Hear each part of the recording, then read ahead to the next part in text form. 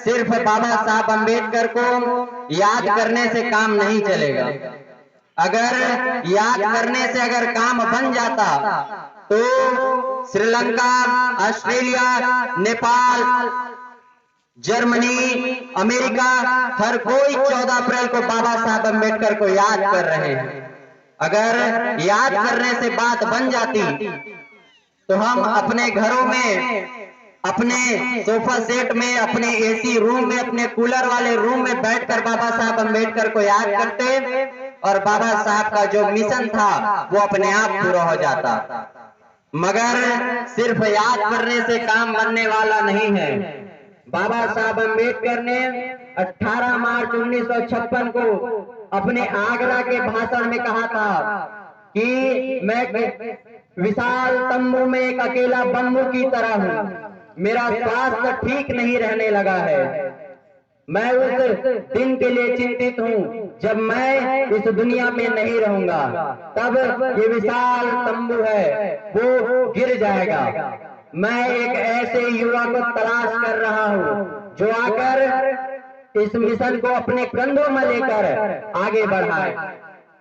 बाबा साहब अम्बेडकर कहते हैं, उनकी कोट है जो उन्होंने कहा उसे आपके सामने रख रहा हूं। उन्होंने कहा कि जब तक संविधान जिंदा है तब तक मैं जिंदा हूं, ये समझना। हमें किसी भी कीमत पर इस संविधान को खत्म होने नहीं देना है। आप सबने कल का अखबार पढ़ा होगा, जो आरएसएस के सरसंघ चालक है वो अपना स्टेटमेंट देते हैं कि 15 साल में अखंड भारत हम बना कर रहेंगे। साथियों, अगर यह देश अखंड भारत बनता है तो सम्राट अशोक अखंड भारत नहीं बनेगा। ये हिंदू राष्ट्र बनाना चाहते हैं।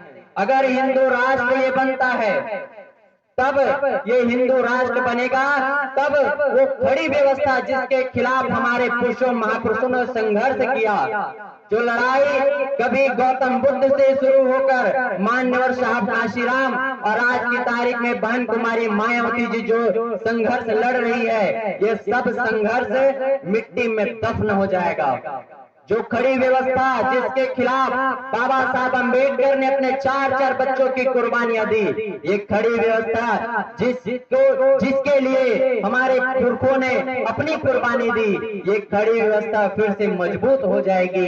इसीलिए सम्मानित साथियों, जो भारत जो दुनिया को शांति का संदेश देती है और शांति का संदेश देने के साथ हम ये कहते हैं कि भारत एक रंगों का नहीं बल्कि अनेकों रंगों का है। हमारे तिरंगे झंडे में भी 3 रंग है और जिसमें चौथा रंग अशोक चक्र है जो नीले रंग का है। उस देश में जो ब्राह्मणवादी सभ्यता के लोग हैं वो सिर्फ एक रंग को हमारे ऊपर लादना चाहते हैं।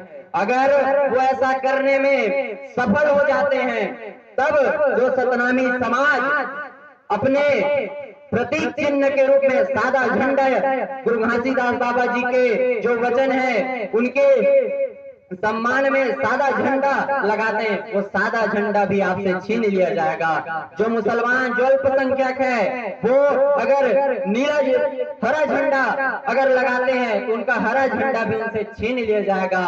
इन सुनहरी रंग भरी भारत में एक रंग जब छाएगा और एक रंग जब छाएगा तब जो सामाजिक वर्ण व्यवस्था है वो मजबूत होगी। जो हमारे लोग आज पढ़ लिख कर शासन सत्ता में, शासन प्रशासन में अपनी भागीदारी सुनिश्चित कर रहे हैं, वो भागीदारी भी आपसे छीन ली जाएगी। आप आज स्वतंत्र रूप से घूम रहे हैं, ये जो आप स्वतंत्र रूप से घूम रहे हैं, आपके पैरों में फिर से गुलामी की जंजीर फिर से आपके पैरों में डाल दी जाएगी। इसीलिए सम्मानित साथियों, हमें सिर्फ बाबा साहब अम्बेडकर को याद नहीं करना है बल्कि बाबा साहब अम्बेडकर के उस मिशन के लिए हमें अपनी कुर्बानी देने के लिए सामने आना होगा। क्योंकि जो कौम कुर्बानी नहीं देती वो कौम कभी तरक्की नहीं कर सकती। इसीलिए अपने संविधान के लिए, अपने हक अधिकार के लिए, अपने आने वाले भविष्य के लिए और उन पुरखों की विरासत को बचाने के लिए कि हम गौतम बुद्ध की विरासत को बचाएंगे, कि हम छत्रपति साहू जी की विरासत को बचाएंगे, कि हम कबीर साहब, रैदास, गुरु घासीदास बाबा जी के विचारों को बचाएंगे। इसलिए हमें इस भारतीय संविधान को पुख्ता रूप से लड़कर इसे बचाना होगा। अगर हम इसे बचा लेंगे तो हमारे जो आने वाली नस्लें हैं वो इस देश की शासन सत्ता तक अपने हाथ में ले सकती है। अगर हमने अपने स्वार्थ के लिए, अगर बाबा साहब अम्बेडकर के, मान्यवर साहब काशीराम के, या जितने भी हमारे पुरखे हैं, अगर इनके मिशन को बेचने का काम करेंगे, तब जब एक बात याद रखें कि जंगल में आग लगती है तो कोई घर नहीं बचता। जब संविधान की धज्जियां उड़ेगी तब हम लोग भी, कोई भी ऐसा बहुजन समाज, SC, ST और OBC, साथ में माइनॉरिटी का कोई भी ऐसा व्यक्ति नहीं बचेगा जो ब्राह्मणवाद के जो भूकंप है, जो तूफान है, इससे बच सके। इसीलिए आप लोगों ने संघर्ष करके आज तक इस मिशन को यहाँ तक लेकर आए हैं। जो अगली पीढ़ी है वो आपके बच्चों की पीढ़ी है। इसीलिए आप अपने बच्चों को तैयार करिए, आप अपने बच्चों को तैयार करिए, क्योंकि आप 10 लोग को तैयार नहीं कर सकते तो कोई बात नहीं, आप अपने बेटे को तैयार करिए। आपका बेटा अकेले चलकर वो क्रांति कर सकता है। इन्हीं सब बात विश्वास के साथ कि आप इस संघर्ष में, इस कारवां में हमारा साथ देंगे और जो लड़ाई अब बहुजन समाज पार्टी लड़ रही है, इसमें कंधे से कंधा मिलाकर, तन मन धन से सहयोग देंगे। इन्हीं सब बातों और आशा विश्वास के साथ मैं अपनी वाणी को विराम देता हूँ। जय भीम।